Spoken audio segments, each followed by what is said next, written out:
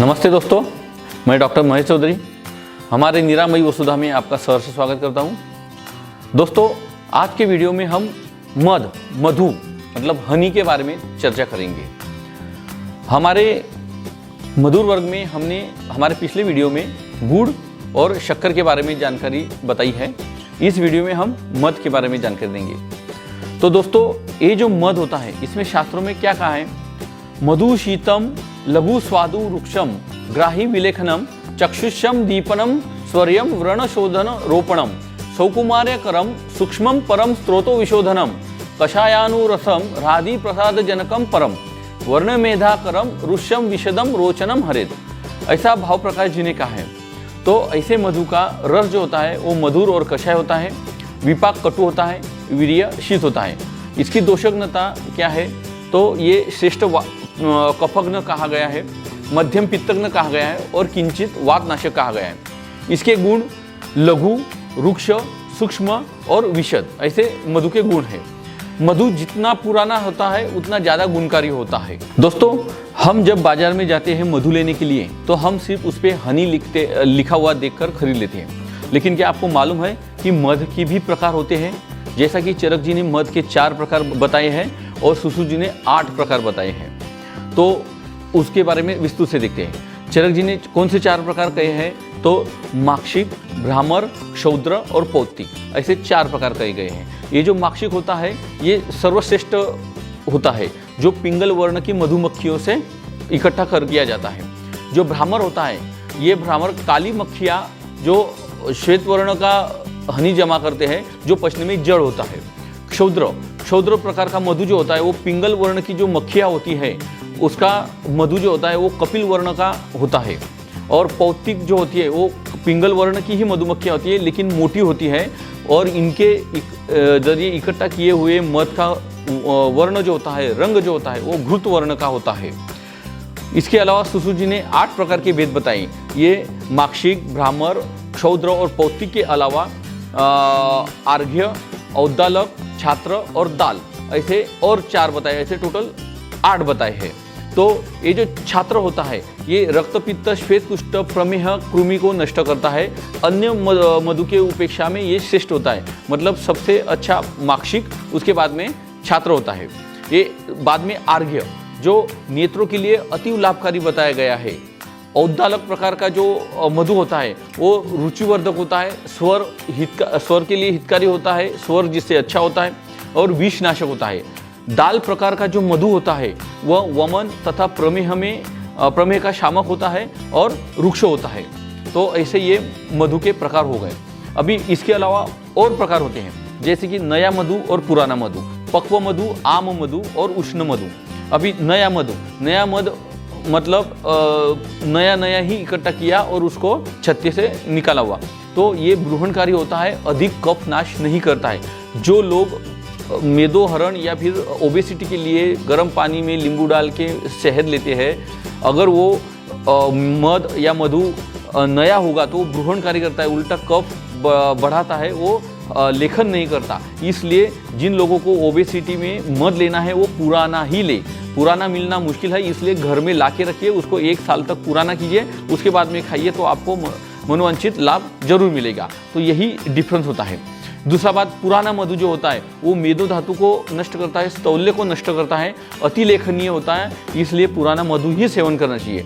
जो पक्व मधु होता है, मतलब छत्ते में कम से कम 1.5 से 2 महीने रखा जाता है या होता है, उसे पक्व मधु कहते हैं। ये त्रिदोष नाशक होता है।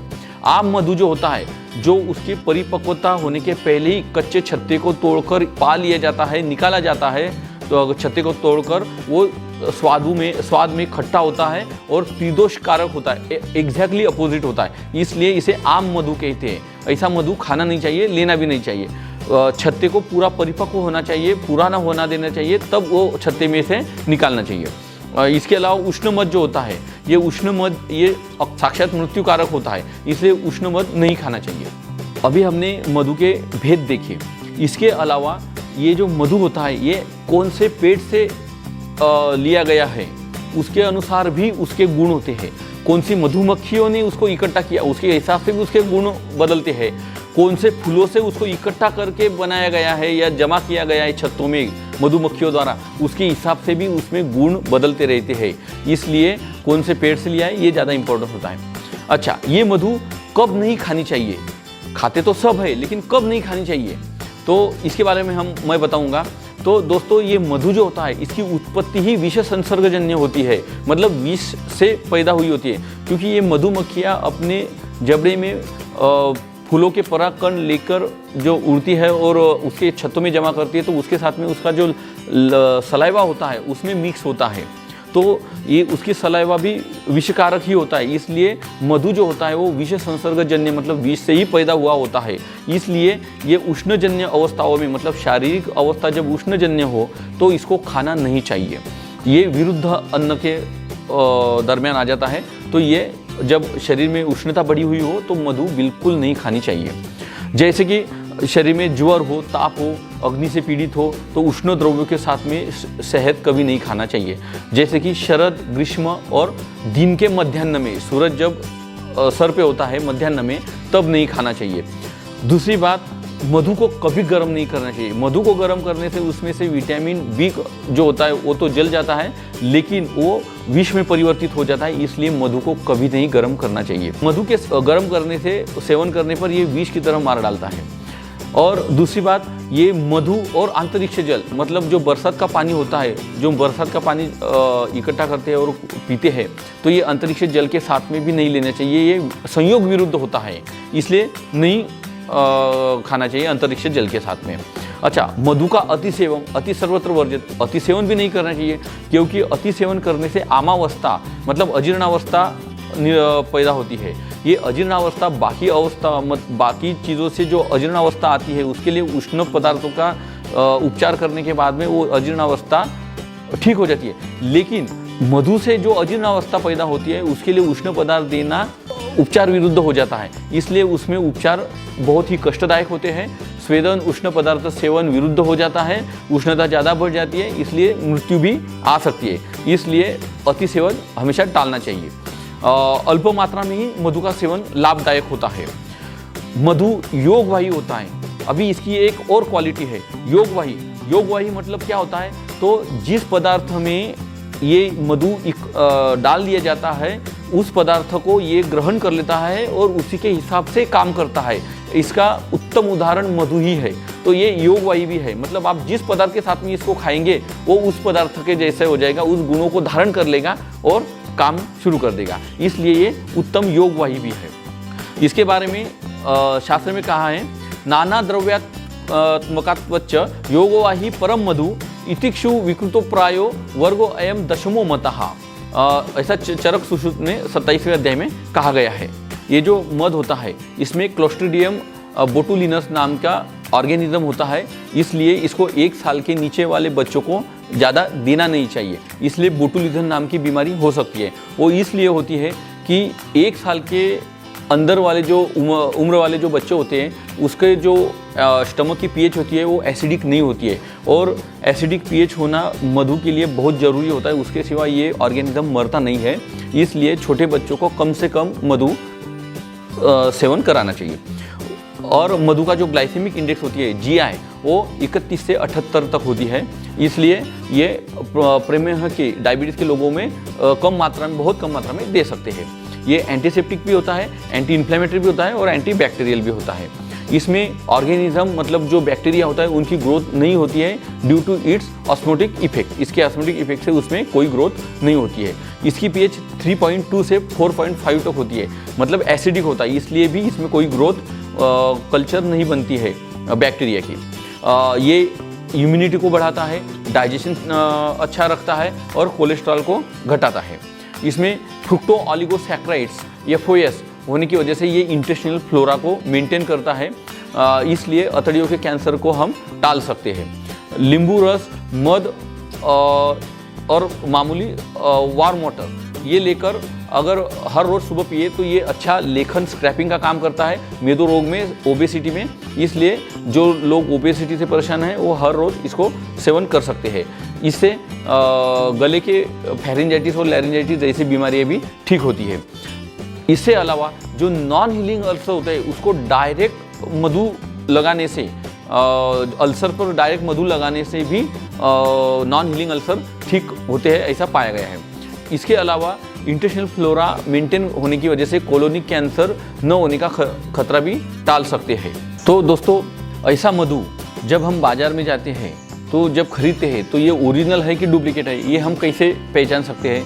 तो लैबोरेटरी टेस्ट में तो ये मालूम हो जाता है, लेकिन हर कोई को लैबोरेटरी टेस्ट पॉसिबल नहीं होती है, इसलिए घर पर ही हम उसका ओरिजिनलिटी चेक कर सकते हैं। कैसे? तो शब्द, स्पर्श, रूप, रस, गंध, इन 5 चीज़ों के जरिए, 5 परीक्षाओं के जरिए हम वो मधु ओरिजिनल है कि डुप्लीकेट है ऐसा जान सकते हैं।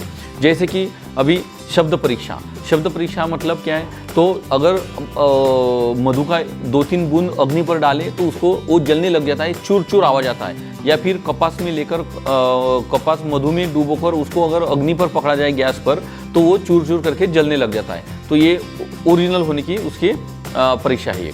दूसरी स्पर्श परीक्षा, मतलब अगर उंगलियों की चिमटी में ऐसा पकड़ के उसको दबाएंगे तो वो पतला बनता जाता है। ये इससे भी मालूम पड़ता है कि वो ओरिजिनल है कि नहीं है। अगर शक्कर के पाक से बनाया गया है तो पतला नहीं होगा, वो जाड़ा का जाड़ा ही रहेगा। रूप परीक्षा मतलब देखने से, तो देखने के लिए आपको कम से कम 100-200 हनी, जैसे कि ये अग्नि परीक्षा करने के बाद में आपको ओरिजिनलिटी मालूम हो जाएगी तो उसका वर्ण भी आपके आंखों में पड़ जाएगा। तो ये आपको बहुत अभ्यास के बाद में ये रूप परीक्षा में आप पारंगत हो जाएंगे। दूसरा टेस्ट, इसलिए भी आपको बहुत सारा अभ्यास करना पड़ेगा, उसके जरिए ही आप इसको पारंगत या निष्णात हो सकते हैं। दूसरा गंध, मतलब उसका बास लेकर हम उसकी गंध परीक्षा कर सकते हैं। जैसे कि जलाते वक्त उसकी अच्छी सुगंध आती है, ना कि दुर्गंध, और वो उग्र होती है। अगर ऐसी गंध अपने को आती है तो समझ लेना चाहिए कि ओरिजिनल है। इसके अलावा भी मधु की परीक्षाएं ऐसी होती है कि एक कोई भी कपड़ा लीजिए या कागज़ लीजिए, उसको खड़ा पकड़ के उस पर 4-5 बूंद अगर डालेंगे तो बिना चिपके नीचे सर करके नीचे चला आता है। तो ये उसकी ओरिजिनलिटी की टेस्ट हो गई। और दूसरी बात, अगर ओरिजिनल मध आप कुत्ते को डालेंगे तो सिर्फ उसको सूंघेगा लेकिन चाटेगा नहीं, और गलती से उसने चाट भी लिया तो उसको जब समझेगा कि ये मधु है तो वो उसकी जबान जो होती है वो इधर उधर घास में साफ कर लेगा और साफ ये करते हुए चला जाएगा। इसी से भी अपने को मालूम हो जाता है कि वो ओरिजिनल है कि नहीं। और कहते भी है कि घी और मधु कुत्ते को हजम नहीं होता। अच्छा, और इसके अलावा ये मधु जो होता है ये कौन से ऋतु में इकट्ठा करना चाहिए, उसके हिसाब से भी उसमें गुणांतरम दानम होता है, तो उसके बारे में चर्चा करेंगे। तो ये मधु जो होता है वो वसंत ऋतु में डायरेक्ट छत्ते से लेना चाहिए, जमा करना चाहिए, और इसको कोई फ्रीज या किसी तरह की प्रिजर्वेशन के लिए ज़रूरत नहीं होती है। ये सीधा कांच की बर्तन में या बोतल में आप जमा करके रख सकते हैं, रूम टेम्परेचर पे। फ्रिज की इसको ज़रूरत नहीं पड़ती। प्लास्टिक के इसमें कभी नहीं रखना चाहिए, ना कि प्लास्टिक के बोतल से में खरीदना चाहिए, क्योंकि प्लास्टिक का और मधु का सूक्ष्म वायु होने की वजह से उस पर प्लास्टिक का जरूर असर होता है। इसलिए याद रखिए, जब भी आप बाजार जाएंगे मधु लेने के लिए तो कांच के बोतल में होगा तो ही खरीदिए, अन्यथा आप जहर ही खरीद रहे हैं। दोस्तों, ये थी मधु के बारे में जानकारी। आपको कैसी लगे हमें ज़रूर हमारा कॉमेंट में लिखिए, और इसके साथ में हमारे यूट्यूब चैनल निरामय वसुधा को भी सब्सक्राइब कीजिए, अपने दोस्तों के साथ में शेयर कीजिए, और हमारे इस वीडियो को लाइक ज़रूर कीजिए। धन्यवाद।